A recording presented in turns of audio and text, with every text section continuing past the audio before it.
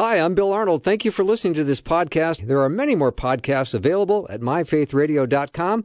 Your support makes this possible. Thank you. Hi, this is Bill. I thought this interview was so good, I wanted you to hear it again. So enjoy.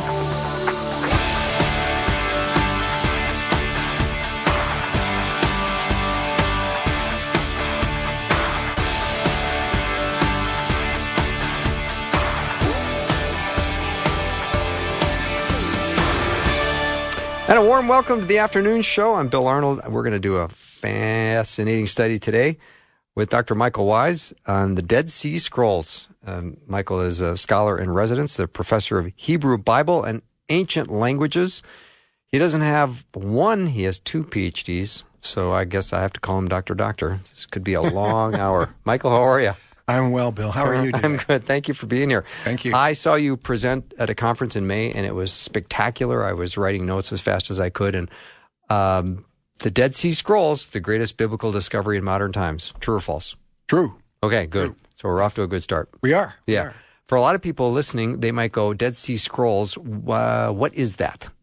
Yeah, I find as I go around and talk that most people have heard of the phrase, and they know they're important somehow. And Christians know that they're important for the Bible, but they don't know what they are exactly. Yeah. So I can say it quite succinctly, and then we can get into details as you want. Yeah.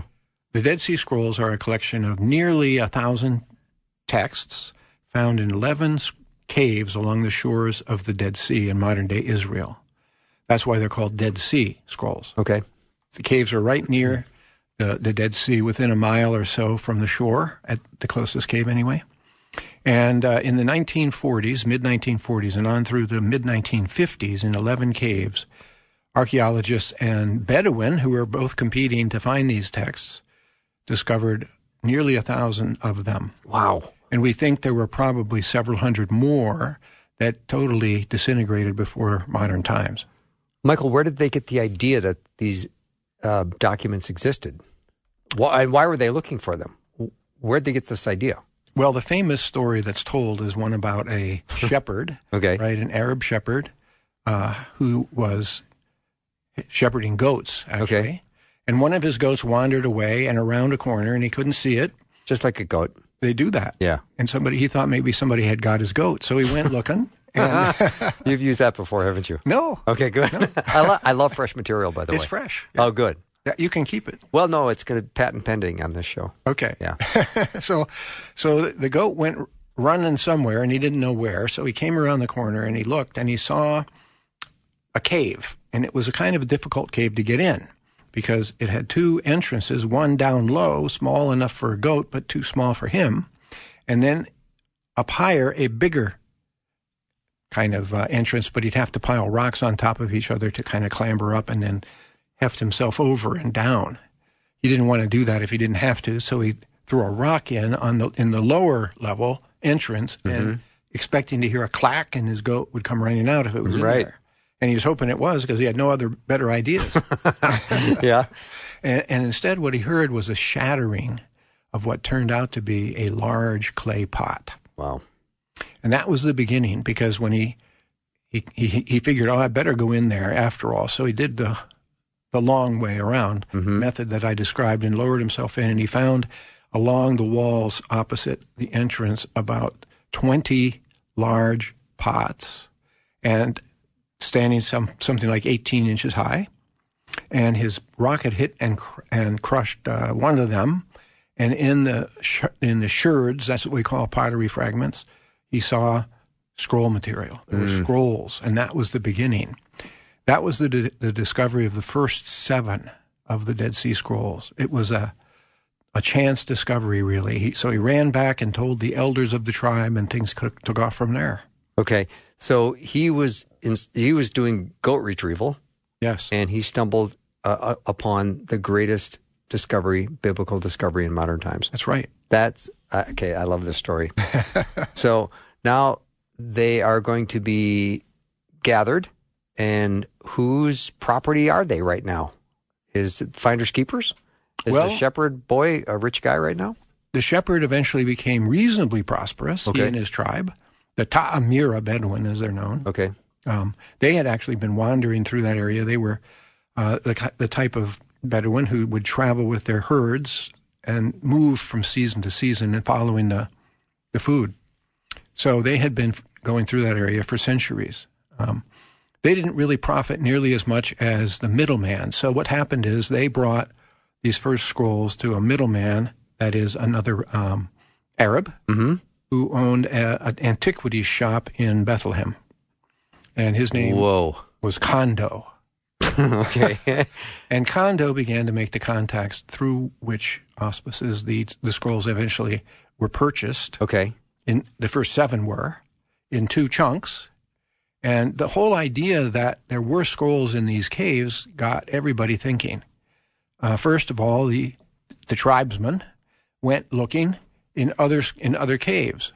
And after a while, the always a little slow on the uptake archaeologists decided, you know what, why should we wait for these guys to come and bring them and sell them to us? Maybe we can find them ourselves. Plus which they won't destroy the archaeological context, which is important to scholars as they try to understand the meaning of what they find. So that began a contest that went on for, like I said, about 10 years. And actually the archaeologists lost. The Bedouin found many more of the text than they did. But ultimately, as I say, the actual exact number is 931 scrolls. Okay. And do you know approximately how many clay jars there were? Well, there were not only clay jars in that cave. There were clay jars in some of the other caves. Okay. Most of them empty. Okay. And they've come to be known as scroll jars. But really, they were not for that purpose per se. They were in the caves, brought there because there were people fleeing, probably at the time of the Roman destruction of Jerusalem. Mm-hmm. So that would put us in AD 70 roundabouts. Fleeing the city as kind of refugees. People would go out to the caves of Judea, and they had been doing that at tough times for centuries, since the time of Nebuchadnezzar and the destruction of the Temple of Solomon, back in 586 BC. So for many centuries, when times got tough, Jewish people would flee to the desert to try to save their lives and what property they could carry, and they would have to provision themselves. And these jars were for those provisions for food. Okay. So they contained grain and things such as that originally, and some of them ended up being used to store scrolls. Okay. A lot of the scrolls actually were put on the ground of some of the caves. The biggest discovery was Cave 4. That's what we call, all the caves got numbers. So there's Cave 1 through 11. Cave 4 is the one which was the mother lode. Over 550 of the 931 scrolls were found in that one cave. And was that and original? They were in jars. That wasn't the original cave? No. Okay. Cave 1 was the original cave. Okay. And then, of course, 2, 3, 4. It's the 4th one. Okay. So they did go in order. Sequence. They did go in order. All right. I just had to ask. When you said they're on the floor, they were just laying on the floor of the cave? Yes. These documents? Yes. How did they survive? They didn't totally. Okay. So when we talk about scrolls, we have to keep in mind what we're really saying. The first 7 texts were well preserved, and they were really actually scrolls, right? Mm-hmm. That is, you could unwind them, and the longest one was a copy of the book of Isaiah. All 66 columns of the book were preserved, at least some. That is, some of them were damaged a bit, but so not every single word was there, but every chapter or it was there in the columns of that scroll. Whereas when you get to Cave 4, what we're talking about when we say scroll is anything from something the size of a fingernail, it's a small fragment that's left of one of the texts, to something about the size of a 8.5 to 11 and 11 page. So we're talking about typically much smaller portions that have survived. And the very reason they haven't survived better is that they were on the floor, subject to the chemistry of the soil and to the critters who like to eat them. Sure. Rats in particular like to use that stuff for nests. Oh, wow. So how would an explorer who's going into a cave to try to collect documents do it? Because if there's pieces as small as a fingernail, I could guarantee I'm going to step on something. Right. And not know it. So even today, Bill, you might find this interesting. There are ongoing explorations of the caves of Judea, even this very day that we're sitting here. Okay.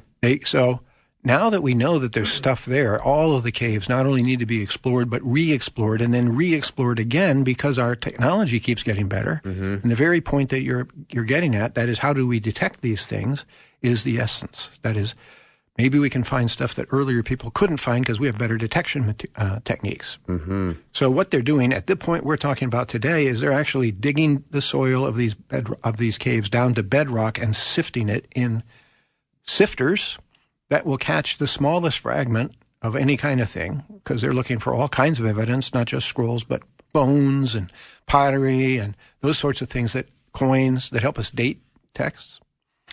So we are still finding, in fact, this last year, in one of the caves related to the Dead Sea Scrolls, but not the same exact, that is, it's related to a later time in history, but there are scrolls of that time too, known as the Bar Kokhba revolt, some 60 years after the one that destroyed the temple. The Jews revolted again. Most Christians have never heard of that revolt. I think I'm hearing it for the first time. Yes. Well, the first time I heard it was in a lecture I think you gave. So this is the second time I've heard it.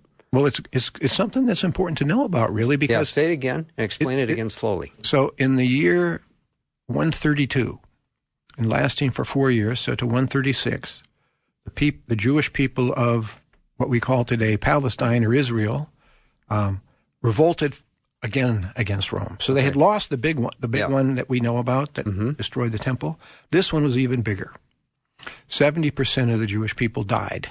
It was literally a genocide. It's not just a description. It was policy. Wow. The Romans determined that they would destroy these ridiculously rebellious, impossible to control people, starting in the north and working their way south. Just kill everybody. Wow. Scorched earth policy. Well, again, as in the previous time, the people fled, those who could, to the caves and brought with them texts. And interestingly enough, this very last spring, we found new fragments from that war in one of the caves by these new techniques I'm describing, where they dig down to the bedrock. You have to understand, you walk into one of these caves, if it's pristine, most of them aren't, because most of them have been investigated at this point by the Bedouin or by archaeologists. But you walk in and you're standing on 6 to 8 feet of bat guano. Most people don't know what that is. I do know what that is. It's bat dung. Yeah. It's white and it's in the air. Piled high. It's piled high and it's very dry. Imagine, what we used to find on the lawn when our dog had been there, a month earlier or something. Only imagine that's 2,000 years of accumulation. Wow. And so you have to have a strong stomach. Well, I would imagine so. Yes. For this kind of work. Yeah. Oh, it is physically demanding. It really is.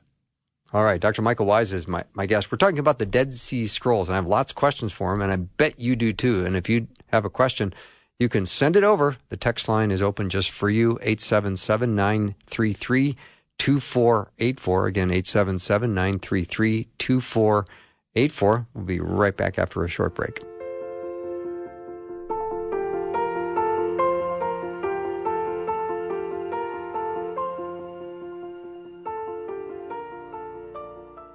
Hi, this is Bill. I thought this interview was so good, I wanted you to hear it again. So enjoy. I'm back with Dr. Michael Wise. Today we're talking about the Dead Sea Scrolls. Fascinating topic. There's so much that we need to learn and to know, because Michael was telling me during the break that copies of all the biblical text except Esther have been discovered in the Dead Sea Scrolls. That's right, Bill. By biblical, I mean Old Testament. I want people to understand there's no copies of the New Testament. Of course. People don't know that necessarily, because the scrolls were hidden, we think, right around the time of the destruction of the temple in Jerusalem, so right around AD 70. And the New Testament books, some of them were around at that point, but none of them are in the caves. Okay.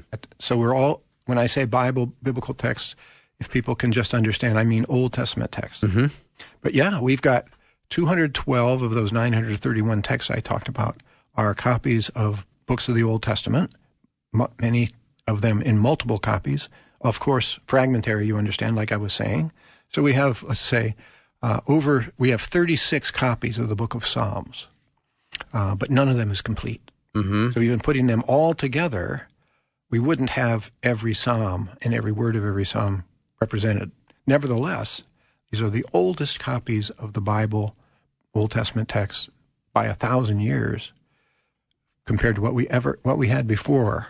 And that is enormously important, because It shows us how carefully the Bible has been transmitted. Remember, God gave these books to human beings like you and me, and one of the first things we discover as people is that we make mistakes. We make lots of mistakes. So as scribes worked on these and passed the scrolls down, it was inevitable that they would make spelling errors. They would actually leave a word out here and there by accident, that sort of thing. And so the farther you get back towards the original text, the fewer mistakes there are, because they haven't happened yet, so to speak. And so you want to get back as far back in time as you can, as close to the time of what we call the autographs, that's a fancy word for the originals, as we can. And when we found the Dead Sea Scrolls, we took a quantum leap. We went back 1,000 years more than we had been able to be before. That's breathtaking, isn't it? It is. So what did we discover with a document that we just find that's 1,000 years older than the copy that we had in existence? What does it tell us? Well, it tells us, as I said, and it's important to notice this, that the Bible's been passed down very, very carefully. That's probably not surprising to people. Yeah, the God that authored it certainly is able to preserve it, isn't he? That's right. Yeah. And I want to say at this point just something before we go further. I think we sometimes get defensive as Christians as we're talking about the Scriptures, and we want to prove them by things like archaeological discoveries. Yeah.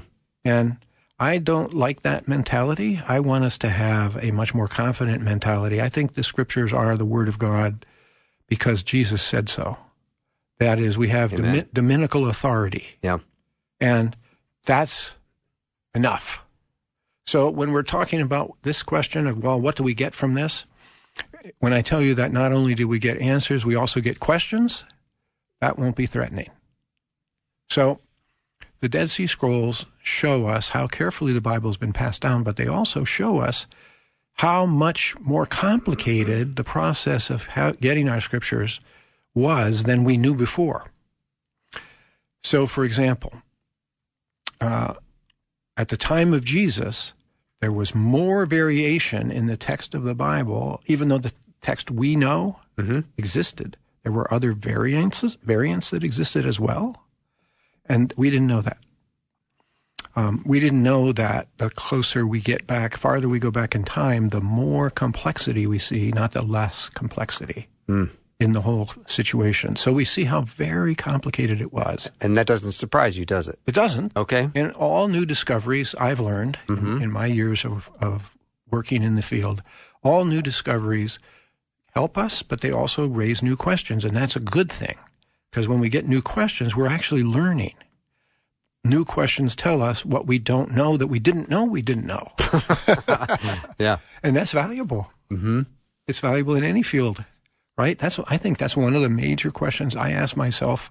For example, as a teacher, I ask God, I say, Lord, what am I not seeing? And so I don't know that I don't know. Right. I constantly have to ask that question.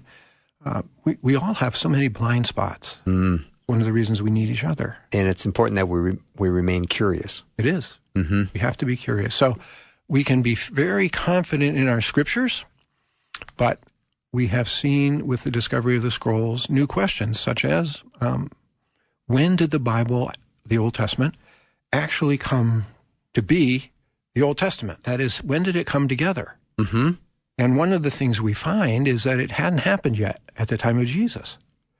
That is, really? Yes. What do I mean by that? I mean this. The holy books were there, but people didn't know that there weren't going to be more.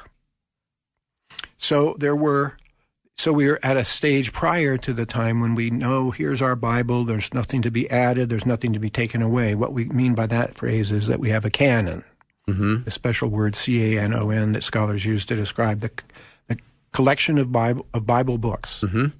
We believe that they are the inerrant Word of God, and there's no other books that are that. So as Christians, we would argue against things like the Book of Mormon. That's not the Word of God. It's in addition to the Word that we have in the New Testament. So it's not okay, so to speak. It's not equal. Well, in the time of Jesus, people knew that they had holy books, but they didn't yet have a finished collection. They didn't know they had that. So there was the potential for more to come. And that's important because why?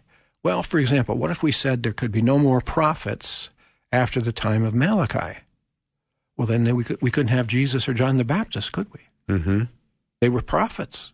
Jesus was more than a prophet, but he was a prophet. And John the Baptist was a great prophet. As Jesus said, the greatest ever. Mm-hmm. One of the greatest ever and the greatest of his sort that had ever been. And if we close the door on that by saying, well, the canon is closed at the time of Malachi, we don't allow for the New Testament either. Mm-hmm. So these are the kind of things I mean.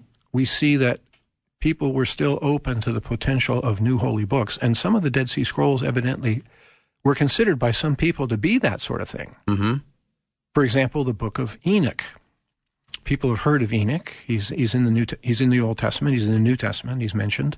Who was he? He was the seventh guy down from Adam in the book of Genesis. And when we have those genealogies, remember, in chapters 4 and 5, we get to him really soon.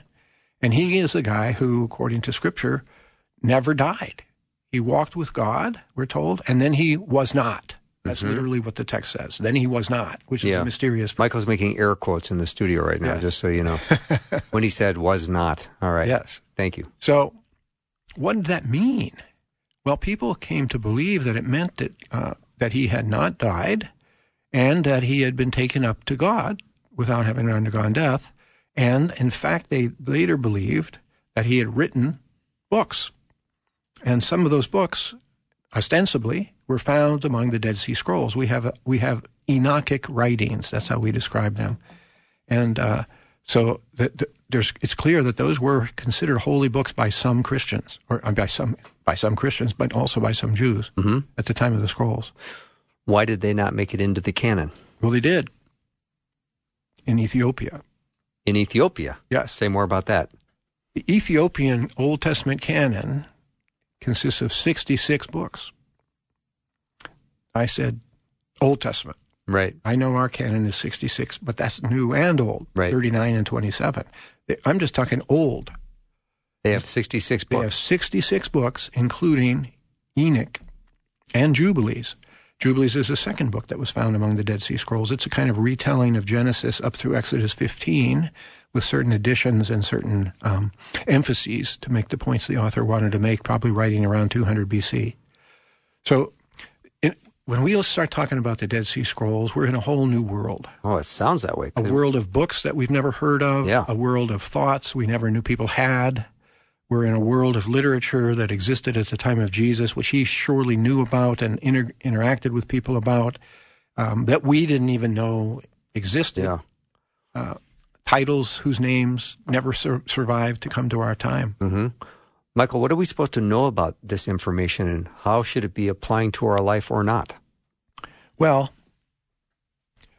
first of all, I would say the Dead Sea Scrolls break up into two big ideas, you might say. The Old Testament text and how we got the Scriptures, on the one hand, and the world of Jesus and what was in the air, so to speak, what was the world of thought of his day on the other hand. So those are two really important topics for us as believers and two things that we really should and probably do care about. So we can go down either of those paths and we'll find it very rewarding. I think the thing that we find for the New Testament stuff, especially, I'll give you a suggestion here. One of the ideas that emerges from the study of all this literature that was being read and distributed at the time of Jesus, we see that the thing that led to the breakup of the society into all these different groups, like the Pharisees and the Sadducees and the Essenes, and there are groups following this guy and that guy. One of the groups ended up being the followers of Jesus, as you know. The biggest thing that led to that kind of fracturing was the question of the law, the Jewish law. How does it apply? How is it to be interpreted? That was why people broke up, so to speak. Like churches, unfortunately, go their different ways. Why do they do that? For a variety of reasons. But in the Old Testament world, it was and the world of the New Testament as we come into that time, what divided people was ideas about the law of Moses. How is it going to be applied? And so as we look at the New Testament, notice how often Jesus is arguing with the Pharisees about the law. That's true. Why is that? That's a great point. I wished I would have made that. Yeah, but I didn't. The Son of God comes down to earth for 3 years, and what is he teaching us? Is he teaching us about quantum physics? No. Is he teaching us about the unified field theory, or the sort of things that modern physicists say are the most important questions? No, he's talking about whether you tithe dill and cumin, or whether you're allowed to eat stalks of wheat when you're walking through the field on the Sabbath. Mm-hmm. Those are questions of the law of Moses, and Jesus was very much involved in those discussions. Mm-hmm. That's so alien to our minds, Bill. It is. I'm having a hard time. We don't care about those questions, quite honestly. No. We didn't know we were supposed to. I didn't know I was supposed to. And now that we're told we are, we really wish we didn't have to. Yeah. You're disrupting my mind right now. Yeah. Yeah. So in the discovery of the Dead Sea Scrolls, Dr. Michael Wise is my guest, and he is an expert on Dead Sea Scrolls. So they have found copies of all the Old Testament text except the book of Esther. What's with that? Well, first of all, go back to the question the matter that I talked about earlier. We found these many, many hundreds of texts, but some of the texts we think didn't even survive. We think that because we have what we might call label tags that's all that's left is the tag. So that tells us there once was a scroll and the rest of it's gone. And we've got enough of them to think we are lacking about 300 texts. So we had 1,200. So maybe Esther was there, is the point. All right. But so far as we know, it wasn't. It isn't in what we have. So let's deal with that. Why was that not there? What's wrong with Esther? Two things you could say. First of all, and we don't know which one is the reason why it wasn't in the collections, okay? But these are things that are facts. Esther is a book that has to do with a festival that isn't described in the books of Moses. The books of Moses, especially the books that is in Leviticus and Numbers, we have these festivals, these holy festivals of the calendar year that the ancient Hebrews and then later the Jewish people followed, like Passover and Pentecost and Tabernacles, those great festivals when they would go to the temple. And Jesus always went at those times, for example. Some Jewish people felt that the only festivals that people should celebrate were the ones in the books of Moses. And since Esther is about another time, and it's after the time of the books of Moses, and so it's not in those books, it's not a holy festival that we should celebrate in the same sense. Therefore, we don't have the book for it. That's one answer. But there's probably another answer that's more important, and that is this. Esther marries a Gentile. And that was no. Ooh, yeah. For many of the Jewish people of the day. Even as today it is in Israel. It's a matter of considerable interest and controversy. And people don't like it, many of them, when a Jewish man or woman marries a Gentile person, because the notion is that is how our people come to an end. If we don't marry other Jews, we don't have Jewish babies. Mm-hmm. So we need to marry other Jews, and that idea was already there in the time of Jesus, and Gentiles were considered unclean. So there was also all of that stuff that we don't think about too much, but the ancient Jews did. Mm-hmm. All the laws of purity. And so for those reasons, we think Esther didn't make the cut. Interesting. That's really interesting. Dr. Michael Wise is my guest, and he's an expert on Dead Sea Scrolls. Michael, is there, as we found these documents, was there multiple languages in these documents? Yes, there are. Is there more than Hebrew? Hebrew is the majority language, okay. But we have about 120 texts written in Aramaic, a language related to Hebrew. Not to be confused with Arabic. People hear the two. They both begin with A. They're both something like Hebrew, but they're not the same languages at all. So Aramaic, and then there's a minority of texts in Greek. So Palestine at the time was a trilingual society. Mm-hmm. So, for example, it's likely that Jesus knew all three to some degree. He was primarily a speaker of Aramaic in his day-to-day life, from what we know from the book of Mark, for example, where all the loan words, all the non-Greek words are taken from Aramaic. Mm-hmm. But we think that Jesus almost certainly could read Hebrew, because he talks about the Old Testament all the time in a way that indicates a knowledge of the text. Mm-hmm. That he probably got because he had learned to read. That was a minority thing in the day. Okay. And also Greek was widely spoken. It was widely spoken in Galilee. Jesus' family, his father and his brothers and he probably went to Sepphoris, which was about a 3-mile walk up the hill from Nazareth. Mm-hmm. And that was a Greek-speaking city where where a lot of people lived.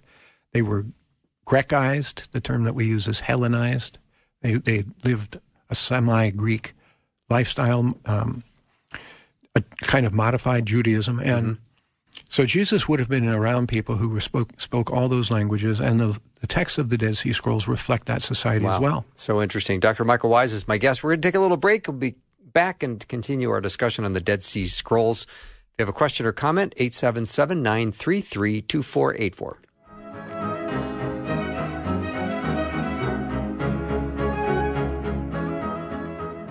Hi, this is Bill. I thought this interview was so good, I wanted you to hear it again. So enjoy. It's the afternoon show with Bill Arnold. Prime time, drive time. Let's get it started. Jump in your car. Yeah. What's for dinner?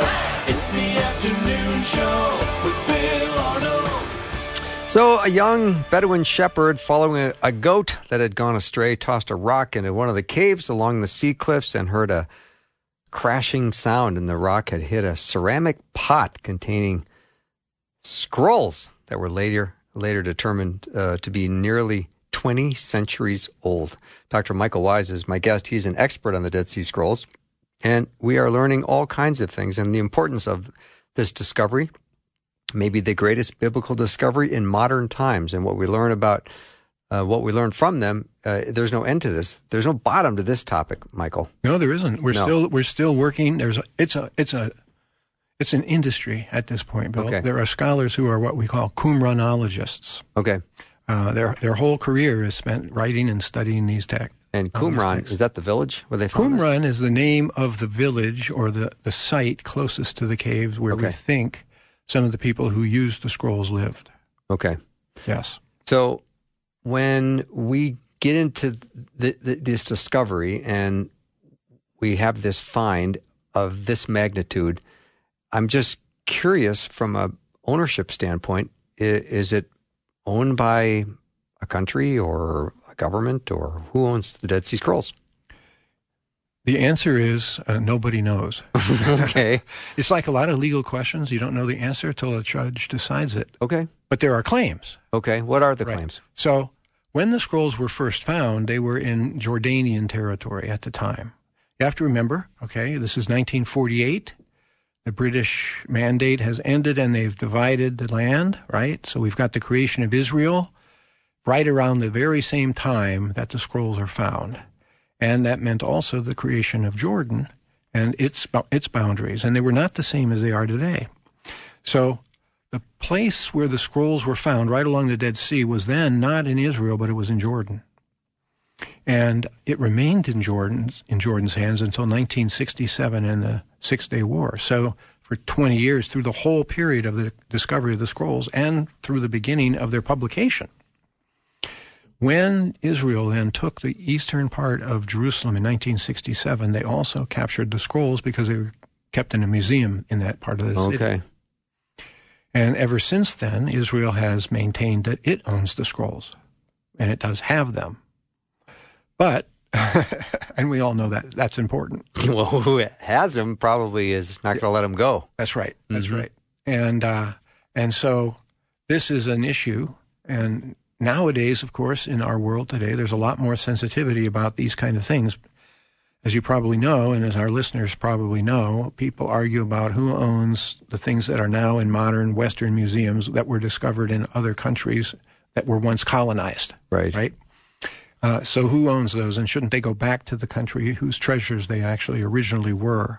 And that's an important concept. We have to give it a lot of weight. It's ethical. So what's the right thing here is a very difficult question, really, because even though the scrolls were found in Jordan, they represent the cultural legacy of Israel. After all, almost all of them are Hebrew documents, and they are Jewish documents, right? So that's whose culture they represent. But the boundaries, legally speaking, complicate the issue. Would it ever? And then the Jordanians would want it for the value. I mean, they're you can't place a value on these. That's right. The scroll, actually, when the scrolls were discovered and scholars began to work on them, it's kind of an interesting story. Who was going to actually work on these scrolls? Who would publish them? The way it worked out, the Jordanians formed a team of 8 young scholars who were biblical scholars recommended by leading lights in the field back in the 1940s. These were all young men. They were men, notice. None of them was Jewish. There was a predominance of Catholics, actually, among the team of 8. And they went to Jerusalem, and they worked for from 1952, 53 to 1960, supported by money paid by Nelson Rockefeller. He was interested in this. At that time, the money ran out, and they had to go out to their different universities where they become employed. And for many, many years, most of the scrolls remained unpublished. They did not come out in full until 2002. That's 50, 60 years.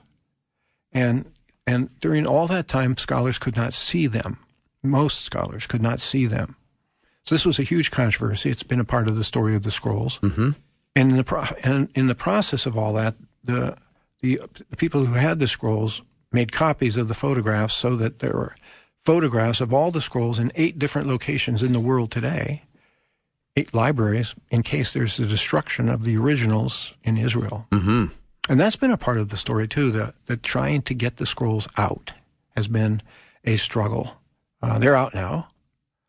So there's always been controversy about these texts, Bill. Okay. Of one sort or another. Michael, when you talk about the extra biblical or apocryphal books that were found as well, what do we learn, or what's the most interesting thing about that part of the discovery?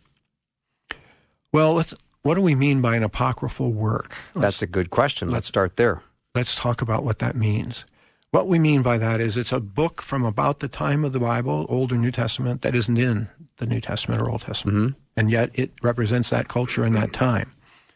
So when we talk about the Apocrypha, in the first instance, that means the 11 or 12 books that are in Catholic Bibles that aren't in our Protestant Bibles. Okay? But it can also refer to texts of that broader world that aren't in any of those collections of Scripture. And that's what we're talking about here. So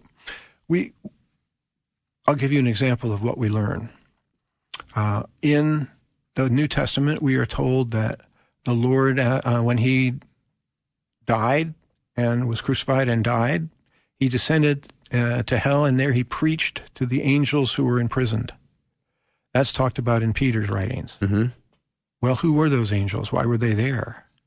The book of Enoch that we find among the apocryphal writings has lots of details on that, including the names of the angels, how many there are, what they did, why they were imprisoned. Lots of those kinds of details. So one of the things that the apocryphal books tell us is more about the Bible. We have to understand, or the Bible stories. We have to understand that this world was very, very centered on what we moderns would call religion, right? That's all they write about. All of the Dead Sea Scrolls are religious books.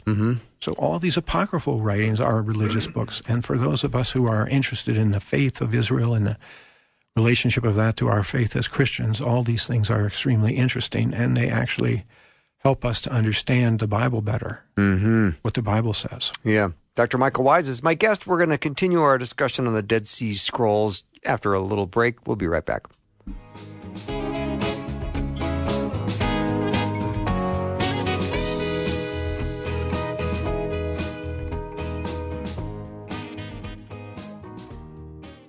Hi, this is Bill. I thought this interview was so good, I wanted you to hear it again. So enjoy.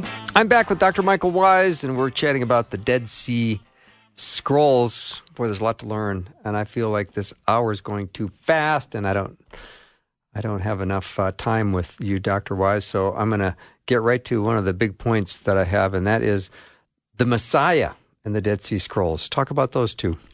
Yes, well, what we find among the Dead Sea Scrolls is a number of extraordinary texts that talk about ideas about the coming Messiah. We remember that we're talking about Old Testament period only. Books. Yep. So these are before, most of them written before the time of Christianity. Certainly hidden after Christianity, but they're written before it. So we don't have New Testament books. We only have Old Testament books. And so we discover very important connections to ideas about the Messiah at the time of Jesus. When Jesus came, why wasn't he recognized by everybody for who he was? That's a question many Christians have. And we often hear that there were different ideas about the Messiah. Well, okay, well, what were those ideas? Right. And so this is a place where we learn the answer to that we didn't, like I say, these are ideas we didn't know about before. One of the texts that's most especially interesting is a text that we can figure out by handwriting analysis. You might find that interesting. We can date these texts in part by analyzing the forms of the letters, because we know that those forms changed over time, and we can analyze according to the form they're in. We know where we are in time. So we're talking about a text that was written about 80 BC, so 80 years before the birth of Jesus, 110 years before his ministry. And I'm going to compare that text to a passage in the book of Luke. Okay. You may recall, folks, that at one time Jesus was approached by the disciples of John the Baptist, who was then in prison, and they had questions for Jesus that actually John had sent them to ask. He had heard about the things Jesus was doing, and he was wondering. It didn't seem like this was exactly what he was expecting from Jesus, and so he asked, "Are you the one, or shall we expect another?" And Jesus answers the question by talking this way. He says, so he replied to the messengers, "Go and report to John what you've seen and heard. The blind receive sight, the lame walk, those who have leprosy are cured, the deaf hear, the dead are raised, and the good news is preached to the poor." So he answers John's question, "Are you the one?" by talking about what he's doing. He doesn't answer yes or no. He says, "You decide, John. Here's what I'm doing. Does this fit the criteria of the Messiah and what he's going to do?" And one of the things that's in that list that probably goes right by people because they don't understand the time, he talks about the Messiah raising the dead. Whoa. And we know Jesus did that. We have stories about this. Yes, we do. But where in the Old Testament do we read that the Messiah is going to raise the dead? Because everything else he says is stuff that's in the prophecies of Isaiah and other Old Testament texts. But this is nowhere. There's no book of the Old Testament that says the Messiah is going to raise the dead. Where does this idea come from? Why does Jesus do it? And the answer, in part, I think, is to be found in this text that I'm talking about, known as the Messianic Apocalypse. That's how scholars call it. It talks about what's going to happen at the time of the Messiah. As I said, written about 80 BC, so way before Jesus was around, and so it's not talking about him. It's not descriptive of him. It's predictive. And it says that the Messiah is going to, it says at the time the Messiah comes, Yarapei Chalalim, I'm now speaking in the Hebrew of the text, Yarapei Chalalim, he will heal those who are wounded or sick. V'yachaye et hametim, and he will make the dead alive, i.e. he will raise the dead. This is, so here we have in this ancient non-biblical Dead Sea Scroll, a prediction that when the Messiah comes, he's going to heal the sick, which we know from other places, but also raise the dead. Wow. And Jesus does. The thrill never ends. Yes. So here's an interesting question.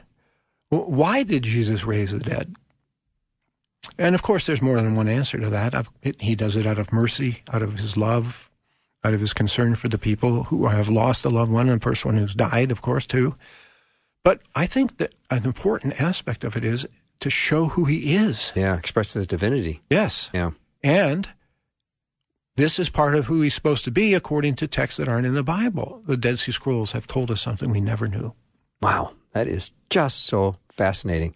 All right, you've studied this for a long, long time. What are some highlights in your brain that were thrilling for you to discover or uncover? Well, what I just shared with you is an That's important pretty one, and there are others. Yeah, there are I other love important that. ideas about the Messiah there to be found. For me, honestly, I think of myself as a specialist in the time of Jesus. That's really what my work, my research is about. I want to know Jesus better. I want to know his times better, because all meaning is contextual, Bill. We understand meaning when we understand the context in which a sentence is spoken or a word is given. Mm-hmm. So we're constantly searching for biblical context. We need the context. We need that world. We need the texts of that world. We need the ideas of that world if we're going to understand as best as we can the writings of the Scriptures. And that's the thing that the Dead Sea Scrolls give us in a huge way and in ways that we had never anticipated. So I've actually published a translation of the Dead Sea Scrolls, the non-biblical ones. It's one of the standard translations. And in working on that with two other evangelical scholars, we came into contact with every detail of all these texts. And I have to say that the whole of it matters.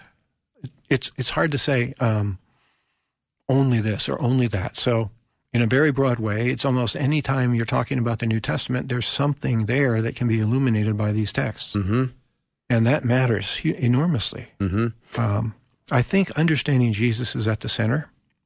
So there's other texts I could relate to you that talk about what happens at the time of Jesus, what people were expecting, that are actually talking about Jesus in a roundabout way. Mm-hmm. So that's huge. Yeah. What do we care about more than Jesus? Nothing. Nothing. Yeah.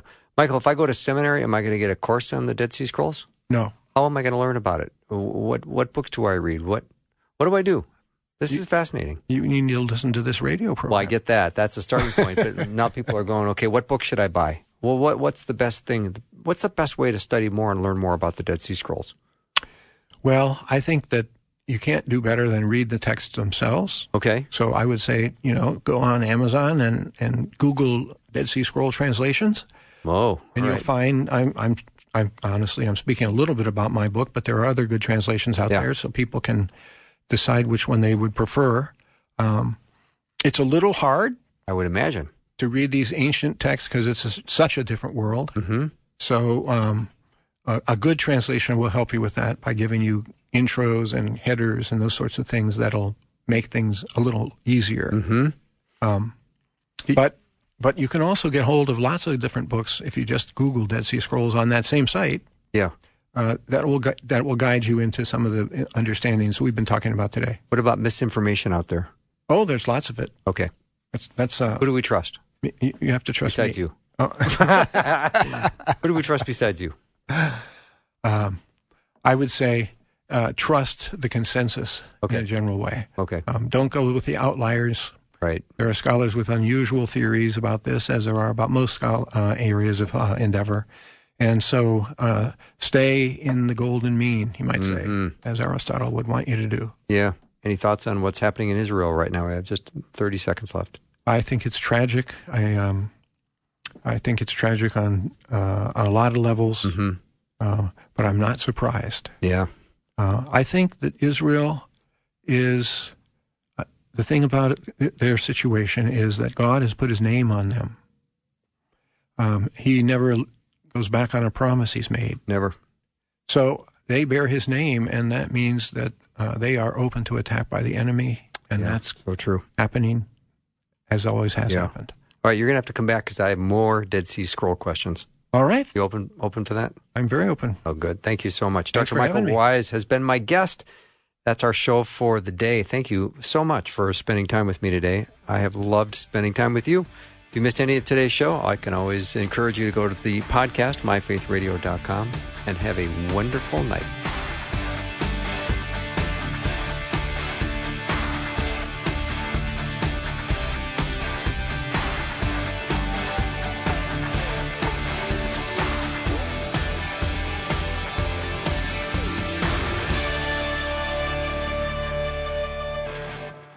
Thanks for listening. Programming like this is made available through your support.